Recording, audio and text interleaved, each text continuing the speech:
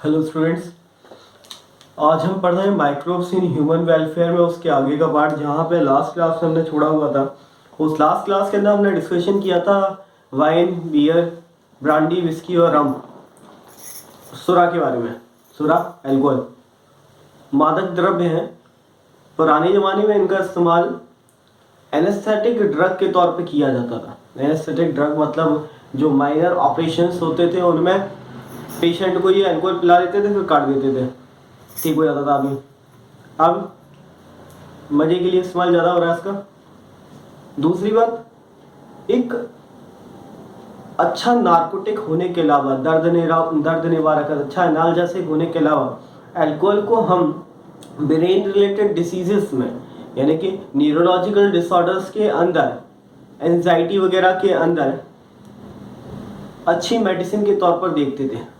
आज भी कई सारी मेडिसिन के अंदर इसका इस्तेमाल होता है।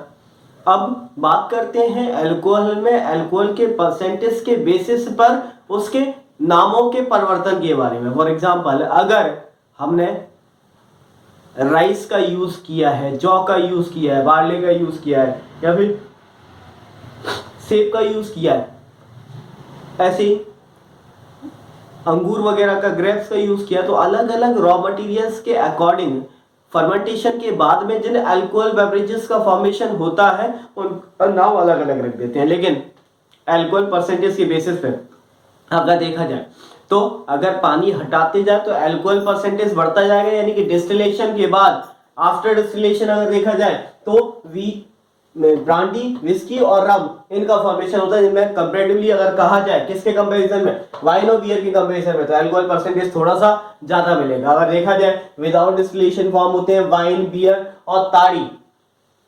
साउथ इंडिया के अंदर एक ड्रिंक है ताड़ी, पेड़ों से, पाम ट्री से कुछ सैप मिलता है, सैप यानी कि रस मिलता है उस पौधे का, और उसे उसका फर्मेंटेशन करके ताड़ी का फॉर्मेशन किया जाता है, जिसे पिया जाता है। तो वाइन, बियर, ताड़ी, इन सब के अंदर करीब करीब अल्कोहल का परसेंटेज होता है 5%। अगर देखा जाए डिस्टिलेशन के बाद में तो विस्की, ब्रांडी एंड रम, इनके अंदर 40% से लेकर के 50 to 55% तक अल्कोहल परसेंटेज होता है। थोड़े से अमाउंट में लोग और अच्छा खासा इफेक्ट देखने को मिल जाता है किसका, अल्कोहल का। नाउ नेक्स्ट टॉपिक अच्छा जो है हमारा वो है एंटीबायोटिक्स। क्या एंटीबायोटिक्स? माइक्रोब्स का यूज यहां पे हम देख रहे हैं, तो देखा जाए चमत्कारी प्रभाव था किसका, एंटीबायोटिक्स का। ठीक है, पहले तो इसके नाम को हम डिफाइन कर लेते हैं। अगर एंटीबायोटिक्स की बात की जाए तो एंटी बोले तो अगेंस्ट। एंटी एक ग्रीक वर्ड है। क्या? एक ग्रीक वर्ड है। एंटी एक ग्रीक वर्ड है जिसका मतलब होता है क्या, अगेंस्ट। और बायो वर्ड कहीं पर भी आए, मैंने आपसे पहले भी बोला था कि अगर बायो वर्ड कहीं पर भी आता है तो बायो मींस होता है लाइफ, तो antibiotics that means against life. अब बात ये आ जाती है कि अगेंस्ट लाइफ, यहाँ पे थोड़ा सा इसका कॉन्टेक्स्ट वगैरह देखा जाए, इसको समझा जाए, इसकी बारे में बात की जाए, तो अगेंस्ट लाइफ ये ह्यूमन के लिए नहीं है भाई, ये अगेंस्ट है किसके, माइक्रोब्स के, जो कि डिसीज कॉजिंग माइक्रोब्स होते हैं। डिसीज कॉजिंग माइक्रोब्स के अगेंस्ट है। फॉर एग्जांपल, किसी आप ज्यादा दूर कहा जाइए, सेकेंड वर्ल्ड वॉर में अमेरिकन सोल्जर्स के ट्रीटमेंट में एंटीबायोटिक्स का बहुत यूज किया गया था। जिसे सबसे ज्यादा यूज किया गया था वो एंटीबायोटिक थी पेनिसिलियम। क्या? पेनिसिलियम, वंडर ड्रग भी बोलते हैं इसको। तो आइए एंटीबायोटिक्स की डेफिनेशन के बारे में डिस्कशन करें, फिर हम एंटीबायोटिक्स में एक वंडर ड्रग यानी कि पेनिसिलियम के बारे में आपको पढ़ाएंगे। तो ज्यादा चीजें इधर उधर ना हो तो एक बार देख लेते हैं कि आज की क्लास में हमने क्या देखा, फिर हम एंटीबायोटिक की डेफिनेशन बताएंगे। आज की क्लास में हमने देखा फर्मेंटेड बेवरेजेस में अगर अल्कोहल देखा जाए तो अल्कोहल को दो पार्ट में डिवाइड कर दिया। एक तो विदाउट डिस्टिलेशन जिन अल्कोहल पेय पदार्थों का निर्माण होता है, फॉर्मेशन होता है, वो है वाइन, बियर एंड ताड़ी, जिसमें डिस्टिलेशन नहीं किया जाता, जैसा है जैसा बना वैसे यूज कर लो सब। दूसरा आफ्टर डिस्टिलेशन, डिस्टिलेशन के बाद में जिसमें से जिसे डिहाइड्रेट करने के बाद में अल्कोहल परसेंटेज बढ़ाया जाएगा, तो विस्की, ब्रांडी एंड रम, हमने ये बात की। और इसके अलावा अब हमने बात की एंटीबायोटिक्स के बारे में, जिसमें एंटीबायोटिक्स का मीनिंग देखा गया, जिसमें एंटी एक ग्रीक वर्ड है जिसका मतलब होता है अगेंस्ट, और बायोटिक्स एक नॉर्मल वर्ड है जिसका मतलब होता है life, that means against life, against to microbes, क्या against to microbes. Now antibiotics,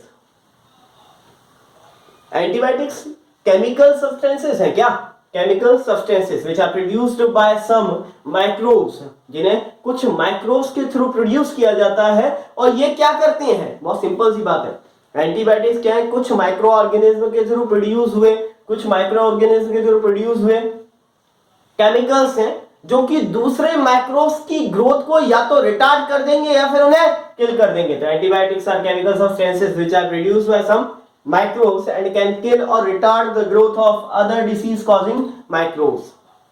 कुछ other disease causing microbes की ग्रोथ को रिटार्ड कर देंगे या फिर उन माइक्रोब्स को किल कर देंगे, कौन, एंटीबायोटिक्स। अब बात करते हैं सेरेंडिपिटी के बारे में, इसे मिटाते हैं और बात करते हैं सेरेंडिपिटी के बारे में। यहां तक आप एंटीबायोटिक्स की डेफिनेशन तो समझ गए थे। एंटीबायोटिक्स की डेफिनेशन क्या, केमिकल सब्सटेंसेस हैं जो कि क्या करते हैं, अदर डिसीज कॉजिंग जो माइक्रोब्स हैं उनकी ग्रोथ को रिटार्ड कर देंगे या उन्हें किल कर देंगे।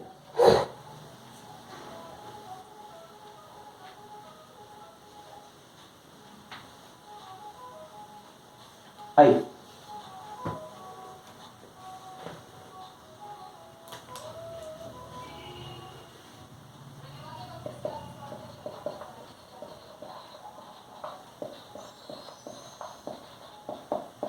Alexander Fleming, Ernest Flore, Ernest Chain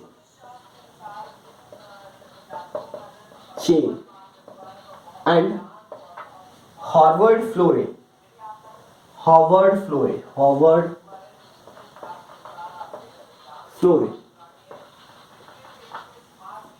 अलग ही खेल है। इन तीन साइंटिस्ट के बारे में अभी हम बात करेंगे।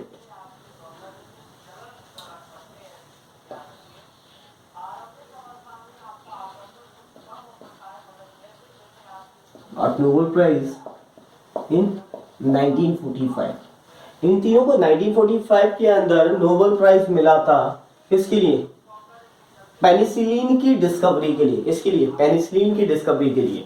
अब एक बड़ी अच्छी सी चीज, एक डेफिनेशन, सेरेंडिपिटी। अब इन्हें क्यों मिला था, कैसे मिला था, क्या रीजन था, वो बाद में डिस्कशन किया जाएगा। पहले हम इस वर्ड के बारे में डिस्कशन करते हैं जिसे बोलते हैं सेरेंडिपिटी। सपोज दैट कोई साइंटिस्ट कोई और काम कर रहा है, ठीक है, कोई और काम कर रहा है, उसका टास्क जो है वो सपोज दैट एक रॉकेट बनाना है, ठीक है। एक साइंटिस्ट है, काम कर रहे हैं, रॉकेट के फ्यूल के बारे में वर्क कर रहे हैं, रॉकेट फ्यूल में वर्क कर रहे हैं। और अकस्मात यानी कि मतलब सोचा था रॉकेट फ्यूल के बारे में, और अकस्मात वहां पे एक ड्रग का फॉर्मेशन हो जाए। गलती से केमिकल रिएक्शंस कर रहे थे कि फ्यूल कौन सा बेहतर हो सकता है, रॉकेट में कौन सा फ्यूल यूज करना चाहिए, या फिर जो फ्यूल आज की डेट में यूज किया जा रहा है उसको और कैसे बेहतर बना सकते हैं। इतने में क्या हुआ, कुछ उन्होंने ऐसी नई चीजें देखी और उन्होंने देखा कि एक ड्रग का फॉर्मेशन हो गया, और वो ड्रग क्या कर रहा है कि माइक्रोब्स की ग्रोथ को रिटार्ड कर रहा है। बहुत सिंपल सी बात है ना। काम कर रहे थे एक्स का और काम हो गया वाई का, ठीक है। ऐसी अकस्मात हुई खोज, एकदम से अचानक हुई खोज, अचानक हुई डिस्कवरी, इसको सेरेंडिपिटी बोलते हैं। क्या, सेरेंडिपिटी। तो काम की बात यही है कि पेनिसिलिन की डिस्कवरी भी एक तरीके से सेरेंडिपिटी ही है भाई। क्या, सेरेंडिपिटी ही है। मतलब कैसे, एक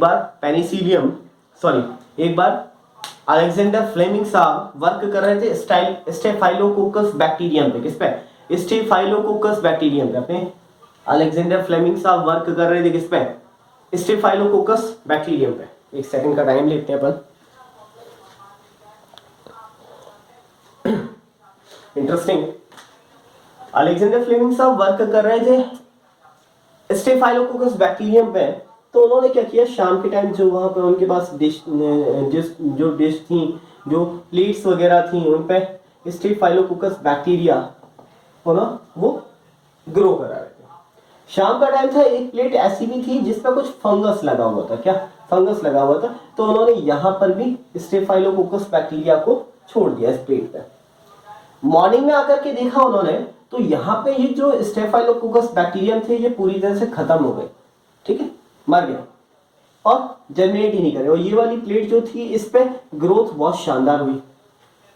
माथा थनका इनका क्या, फ्लेमिंग साहब का। बोले यार कुछ तो गड़बड़ है, यानी कि ये जो माइक्रोब है, माइक्रोबियल फंगस है, ये जो फंगस है ये कुछ ना कुछ ऐसा कंपाउंड तो बना रही है जो अगेंस्ट है किसके, स्टेफाइलोकोकस बैक्टीरियम के। समझ गए। शाम का टाइम था भाई बहुत आसान सी बात है। हम पेनिसिलियम की डिस्कवरी के बारे में बात करें जो कि वंडर ड्रग कहा जाता है, तो कह सकते हैं 19th सेंचुरी में बहुत यूज किया गया पेनिसिलियम का। आप सोचिए, तो बहुत सिंपल सी बात थी। फ्लेमिंग साहब वर्क कर रहे थे स्टेफाइलोकोकस बैक्टीरियम पे, जिन्हें इस टाइम पे बिल्कुल कोई अंदाजा नहीं था कि क्या होने वाला है। तो उन्होंने एक प्लेट पे स्टेफाइलोकोकस बैक्टीरियम का एक छोटा सा इनोकुलम टाइप का ले लिया, बहुत थोड़ा सा ले लिया, और दूसरी प्लेट पर भी उसे रख दिया। लेकिन उन्होंने देखा कि दूसरी प्लेट पर फंगस लगी हुई थी। सुबह आके देखा, शाम को नहीं देखा। ठीक है, तो ये वाली प्लेट के ऊपर तो अच्छा खासा स्टेफाइलोकोकस बैक्टीरियम की कॉलोनी डेवलप हो गई भाई। दूसरी प्लेट के ऊपर ये डेवलप नहीं हो पाए, तो इनके दिमाग में ये बात आई कि हो ना हो इस फंगस की वजह से कुछ कंपाउंड्स का फॉर्मेशन हुआ है, जिन्होंने क्या किया, स्टेफाइलोकोकस बैक्टीरियम को खत्म कर दिया। काम की बात यह है कि ये जो फंगस था, ये जो फंजाई थी, वो थी पेनिसिलियम नोटेटम।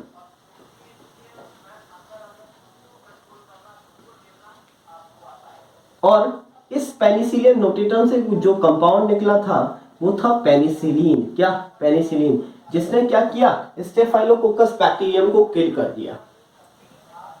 बाद में उस टाइम पे निकली, तो यानी कि हम यहां पे एक बात कहें कि पेनिसिलियम की डिस्कवरी होती है पेनिसिलियम नोटेटम से। किससे, पेनिसिलियम नोटेटम से।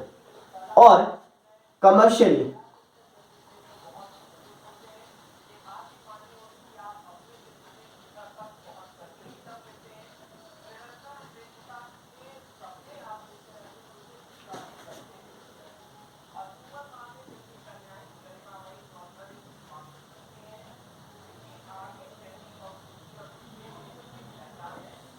कमर्शियली पेनिसिलिन ऑब्टेन की जाती है पेनिसिलियम क्राइसोजिनम से। अब काम की बात यह थी कि भैया आपने बता दिया, अलेक्जेंडर फ्लेमिंग साहब ने बता दिया कि पेनिसिलिन का फॉर्मेशन किसके थ्रू हुआ, पेनिसिलियम नोटेटम के थ्रू हुआ। और ये एक अकस्मात हुई खोज थी जिसको बोला क्या, सेरेंडिपिटी। अब बात आती है इन दो भाई साहब की कि इन दोनों भाई साहब ने क्या किया, अर्नेस्ट चेन एंड फ्लोरेन ने एक्चुअली क्या किया, इन्होंने जो पेनिसिलिन मिला था इस पेनिसिलिन को और बेहतर बनाया, इसको एक्सट्रैक्ट जितना कर सकते थे, जितना बेहतर कर सकते थे, इसको मतलब कह सकते हैं इसको यूज करने के लायक बनाया इस पेनिसिलिन को अर्नेस्ट चेन एंड हॉवर्ड फ्लोरे ने। इसी की वजह से 1945 के अंदर जब सेकेंड वर्ल्ड वॉर में अमेरिकन सोल्जर्स के ऊपर काफी यूज किया गया इसका और वो लोग ठीक भी हो गए, तो फिर 1945 में इन तीनों को नोबेल प्राइज दिया गया इनकी इस डिस्कवरी के लिए। ठीक है, प्रोसेस जो की थी, प्रोसेस किया था इस पेनिसिलिन को किसने,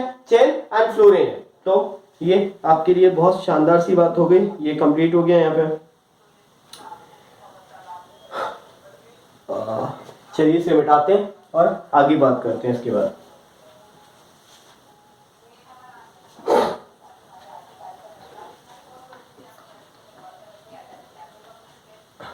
तो पेनिसिलिन की डिस्कवरी जो की गई थी पेनिसिलियम नोटेटम से की गई थी, और कमर्शियली आज भी पेनिसिलियम जो ऑब्टेन किया जाता है वो किया जाता है पेनिसिलियम क्राइसोजिनम से। हमने याद रखना है तीन साइंटिस्ट के बारे में। तीन साइंटिस्ट कौन कौन से भाई साहब, Alexander Fleming, Ernest Chain and Howard फ्लोरे।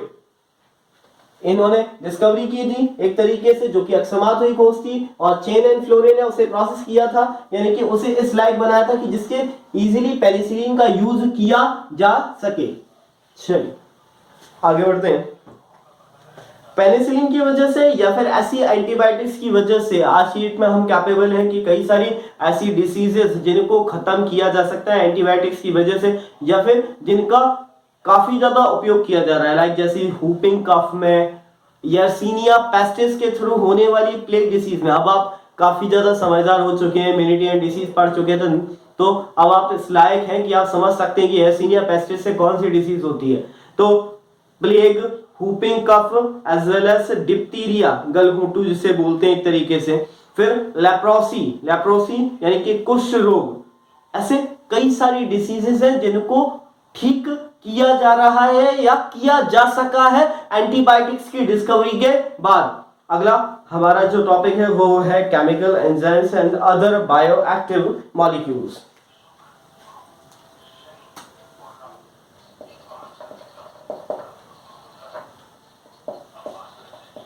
Enzymes and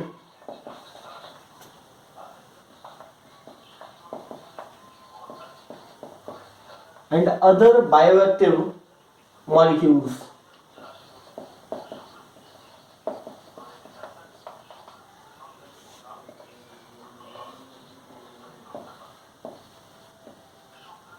other bioactive molecules. आइए कुछ इंपॉर्टेंट केमिकल्स, एंजाइम्स और बायोएक्टिव मॉलिक्यूल्स के बारे में डिस्कशन करते हैं। सबसे पहले अगर देखा जाए तो एक फंगस, अलग अलग प्रोडक्ट जो मिल रहे हैं हमें फंगस से, बैक्टीरिया से, हम उसी के बारे में डिस्कशन कर रहे हैं। सबसे पहला यहाँ पे मैंने जो लिया है इंपॉर्टेंट, वो है एक फंगस। क्या? Fungus, Aspergillus niger. क्या? एस्परजिलस नाइजर, बड़ा ही काम का है भाई ये एस्परजिलस नाइजर। इसका यूज किया जाता है सिट्रिक एसिड फॉर्मेशन में। किसमें? सिट्रिक एसिड के फॉर्मेशन में। ठीक है, तो ये फंगस एस्परजिलस नाइजर यूज किया जाता है सिट्रिक एसिड फॉर्मेशन में। क्वेश्चन आए हुए भाई, आते हैं क्वेश्चन। ये कई बार तो यही पूछ लेते हैं कि एस्परजिलस नाइजर क्या है, ऑप्शन दे देंगे चार, bacteria, virus, fungi, none of these. तो लगाओ क्या लगा रहा है, तो ये आपको निकालने पड़ेंगे। ऐसे क्वेश्चंस बनते हैं, ऐसे क्वेश्चंस फ्रेम किए जाते हैं एग्जाम के अंदर कि आप कितना ध्यान से एनसीईआरटी पढ़ रहे हैं। तो फंगस, एस्परजिलस नाइजर, इसके थ्रू फॉर्मेशन किया जाता है किसका? सिट्रिक एसिड का। ऐसे ही दूसरा एक और हम देख लेते हैं, बैक्टीरियम। एक बैक्टीरियम है, एक बैक्टीरिया है। कौन सा भाई? Acetobacter aceti. नाम से ही समझ गए होंगे कि ये भाई साहब क्या बनाएंगे, ये बनाएंगे एसिटिक एसिड। क्या? एसिटिक एसिड, सिरका, विनेगर जिसे बोलते हैं हम। एसिटिक एसिड का फॉर्मेशन किया जाता है इस बैक्टीरियम के through. Now next is butyric acid. एक और बैक्टीरियम के बारे में बात करेंगे जो कि फॉर्मेशन करता है क्या? ब्यूटायरिक एसिड का। तो बिल्कुल ब्यूटायरिक एसिड किसके थ्रू फॉर्म किया जाता है?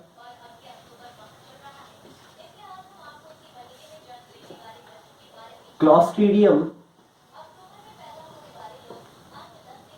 ब्यूटाइलिकम, क्लॉस्ट्रीडियम ब्यूटाइलिकम के थ्रू। आइए अब कुछ और बायोएक्टिव मॉलिक्यूल्स के बारे में बात करते हैं। ये तो सिंपल, हमें जो पाना था वो मिल गया। अब बायोएक्टिव मॉलिक्यूल्स जिनका ह्यूमन बॉडी के अंदर काफी ज्यादा यूज देखा गया है। फॉर एग्जांपल कभी कभी जैसे आज की डेट में जो हैबिट्स हैं हमारी फूडिंग की, जो हम खाना खा रहे हैं उसकी वजह से कोलेस्ट्रॉल का लेवल बढ़ जाना, या फिर कह सकते हैं कई बार क्लॉट बॉडी के अंदर डेवलप हो जाना, मायोकार्डियल इंफाक्शन की स्टेज आ जाना। तो ऐसे कई सारे बायोएक्टिव मॉलिक्यूल्स अवेलेबल हैं जिनके थ्रू ब्लड कोलेस्ट्रॉल लेवल को कम किया जा सकता है। बहुत इंटरेस्टिंग बात है यार, खाओ केवल ऐसे प्रोडक्ट्स का यूज किया जाए, ब्लड कोलेस्ट्रॉल लेवल को कम भी कर सकता है, एज वेल एज जो क्लॉट बने जाते हैं उनको भी खत्म कर सकता है। ऐसा क्लॉट बस्टर यूज किया जाता है। आइए इन बायो एक्टिव मॉलिक्यूल्स के बारे में बात करते हैं। उससे पहले कुछ और इंटरेस्टिंग बातें आप लोगों को बताएं। ऐसे ही इससे पहले केमिकल्स के बाद में एंजाइम्स आ रहे हैं। एंजाइम्स के बारे में डिस्कशन करना मैं भूल गया। लाइपेजेस ऑयल या जो फैट मॉलिक्यूल्स हैं उनको ब्रेक डाउन करने के लिए यूज किए जाते हैं, उनके ब्रेक डाउन के लिए यूज किए जाते हैं। कौन? लाइपेजेस। आजकल इन लाइपेजेस का यूज जो है वो किया जा रहा है किसके लिए? डिटर्जेंट है। किसमें? डिटर्जेंट में। तो लाइपेजेस का यूज डिटर्जेंट में अगर किया जाए तो क्या फायदा होगा? बहुत आसान सी बात है, डिटर्जेंट में अगर लाइपेजेस ऐड कर दिए जाए तो जितने भी स्टेन्स, दाग वगैरह लग जाते हैं कपड़ों पे जो कि ऑयल वगैरह के होते हैं, उनको इजीली हटाया जा सकता है। फिर क्या, उनको इजीली हटाया जा सकता है। साफ करने के लिए बहुत फायदेमंद होगा ऐसा डिटर्जेंट। एज वेल एज आप लोगों ने पैकेज्ड जूस देखे होंगे जो पैक किए जाते हैं, ठीक है, पैक करके जिनका यूज किया जाता है, पैकेज्ड जूसेस वगैरह जो होते हैं। अगर हम मार्केट में जूस लेने जाए तो उसके अंदर कई सारे रेशे और थोड़ा सा क्लियर नहीं दिखेगा अगर उसे ग्लास में रखा जाए तो। अगर वही हम पैकेज में जो पैकेज लेके आते हैं, जूसेस के जो पैकेट्स वगैरह लेके आते हैं, उस जूस को अगर ग्लास के अंदर डालें तो बिल्कुल क्रिस्टल क्लियर दिखेगा, बिल्कुल साफ दिखेगा, रेशे उसके अंदर नहीं दिखेंगे, फाइबर्स नहीं दिखेंगे। रीजन ये होता है कि वहां पर पैक्टिनेज और प्रोटीजेस ऐसे कुछ एंजाइम्स से उसे उसे साफ किया जाता है जिससे वो बिल्कुल क्लियर हो जाते हैं। तो पैकेज्ड जूस के फॉर्मेशन में ऐसे एंजाइम्स का यूज किया जाता है। अब बात करते हैं बायो एक्टिव मॉलिक्यूल्स के बारे में। पहला जो है वो स्टेटिन है, बिल्कुल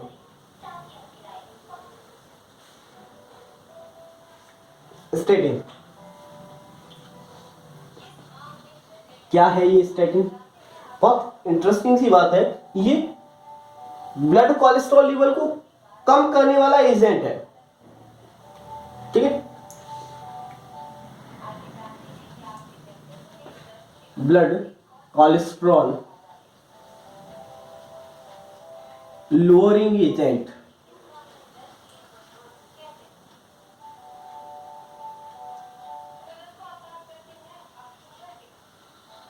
ब्लड कोलेस्ट्रॉल लेवल या ब्लड कोलेस्ट्रॉल लोअरिंग एजेंट है। ब्लड कोलेस्ट्रॉल लेवल अगर आप पूछा है तो स्टैटिन यूज किया जाता है, और ये स्टैटिन क्या करता है, कोलेस्ट्रॉल के लेवल को मेंटेन कर लेता है। अब बात आती है स्टैटिन के बारे में। तो स्टैटिन अगर देखा जाए तो इसका फॉर्मेशन एक ईस्ट के थ्रू किया जाता है, बाय ईस्ट मोलस्कस परप्यूरियस। क्या? मोलस्कस परप्यूरियस, परप्यूरियस स्पेलिंग बिल्कुल सही लिखनी है, मोलस्कस परप्यूरियस।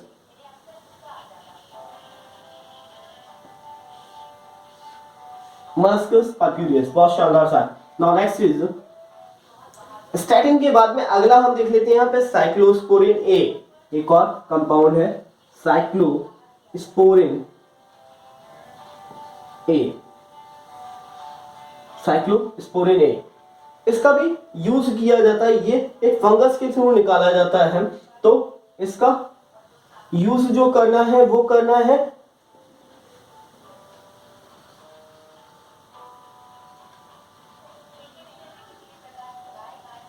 ऑर्गन ट्रांसप्लांटेशन के बाद ग्राफ्ट रिजेक्शन रोकने के लिए। किसके लिए? ऑर्गन ट्रांसप्लांटेशन के बाद में ग्राफ्ट रिजेक्शन रोकने के लिए। बिकॉज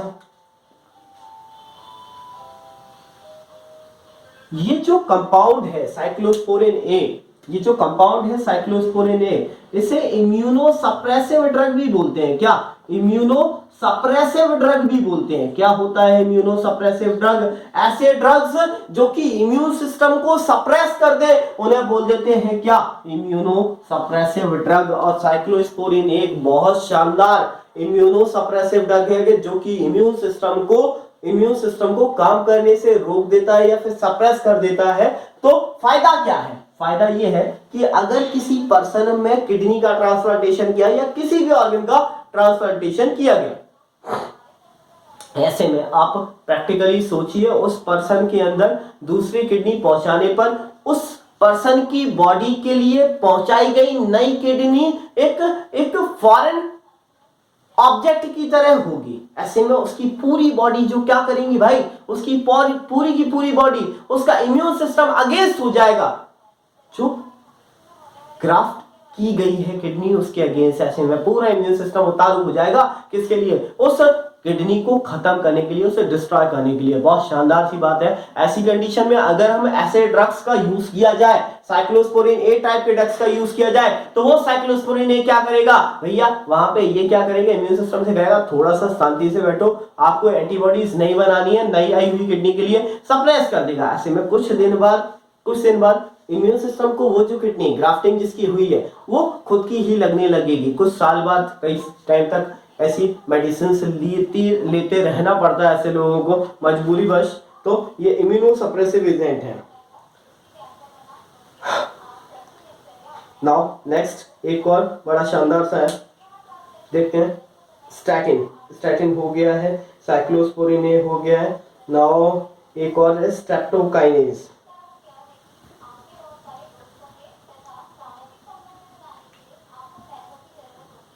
चलिए, नाउ नेक्स्ट इज स्ट्रेप्टोकाइनेज।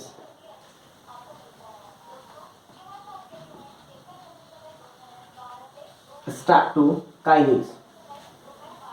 अब इस स्ट्रेप्टोकाइनेज की बात करने से पहले साइक्लोस्पोरिन ए के फॉर्मेशन की बात कर लेते हैं। तो साइक्लोस्पोरिन ए का फॉर्मेशन किया जाता है बाय ट्राइकोडर्मा पॉलीस्पोरम। याद कर लीजिएगा, काफी इंटरेस्टिंग है और आता है ये। अगला स्ट्रेप्टोकाइनेज की बात करते हैं तो स्ट्रेप्टोकाइनेज का फॉर्मेशन किया जाता है बाय स्ट्रेप्टोकोकस। क्या? Streptococcus bacterium.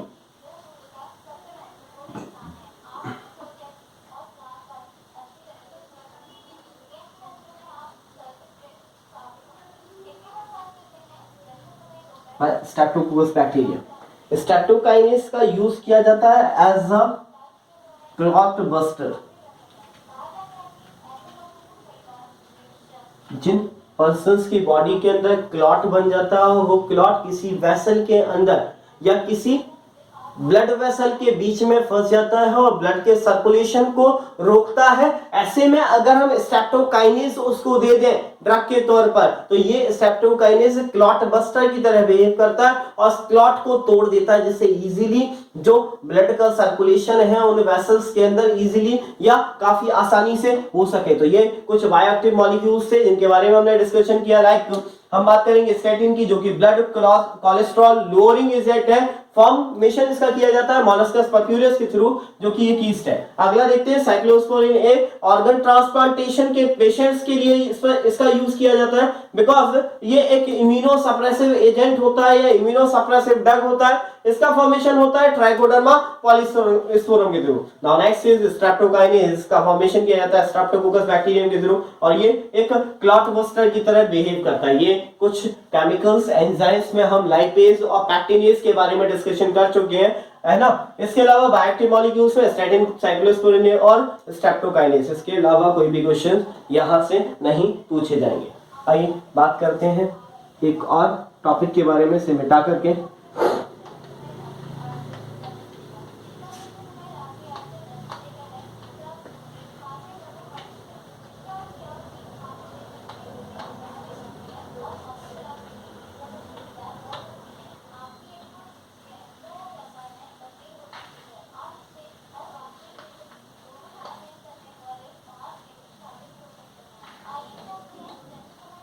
आइए अगला टॉपिक देखते हैं यहां से।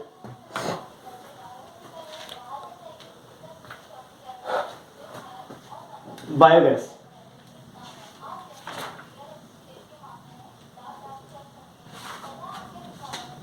Microbes in production of biogas.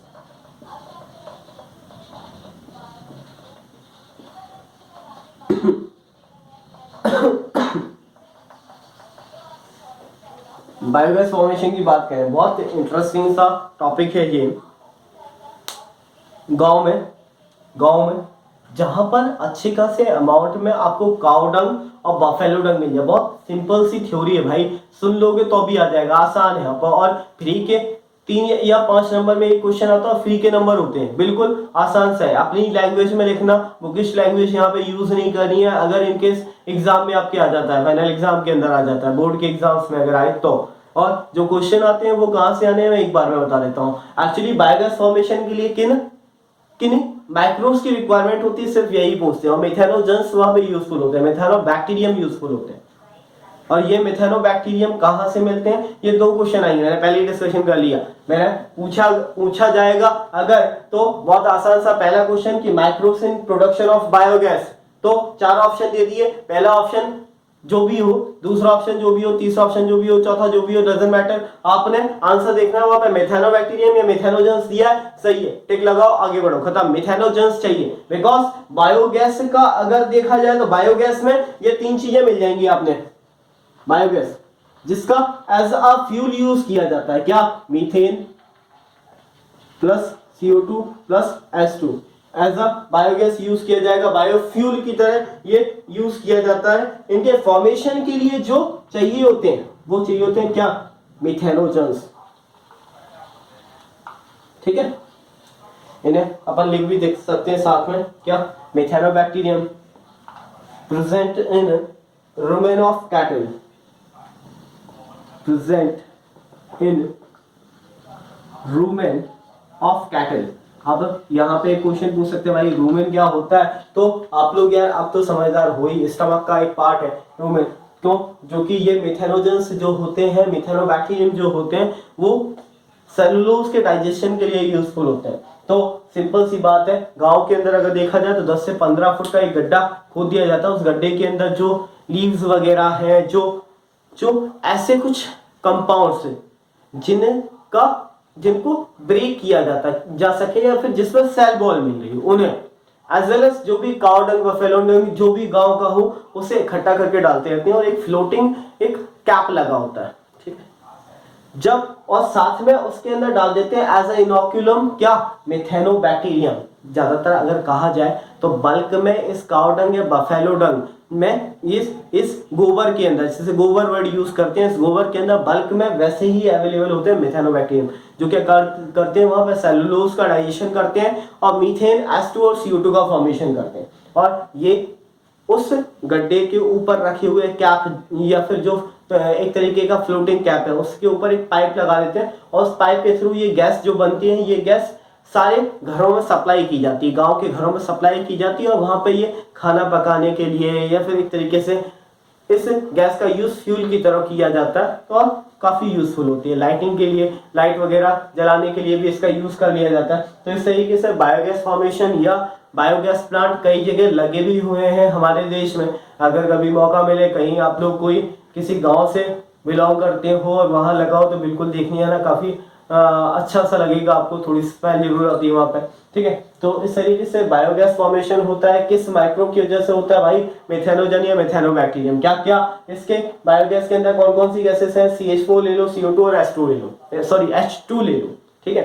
तो यही सिंपल सा था बायोगैस फॉर्मेशन में माइक्रोब्स का यूज, इसे एक बार पढ़ लीजिएगा और इसके अलावा अगर कोई डाउट इसके अंदर आता है तो बिल्कुल आप मुझे बताइएगा। इसके पीछे एक डायग्राम बना हुआ है जिसमें कैप वगैरह दिया हुआ है, एनसीईआरटी के अंदर देख लीजिएगा, इसको काफी इजी सा है। स्लज वगैरह दिया है, स्लज सीवेज ट्रीटमेंट प्लांट जो होते हैं, जो अगली क्लास के अंदर हम कराएंगे, ज्यादा से ज्यादा एक या 2 क्लास का है ये टॉपिक, फिर खत्म हो जाएगा। तो उससे भी हमें मिथेनोबैक्टीरियम मिल सकते हैं। क्या, आज के लिए इतना ही। आप लोग खुश रहें, स्वस्थ रहें, मन लगा के पढ़ें। जय हिंद, जय भारत।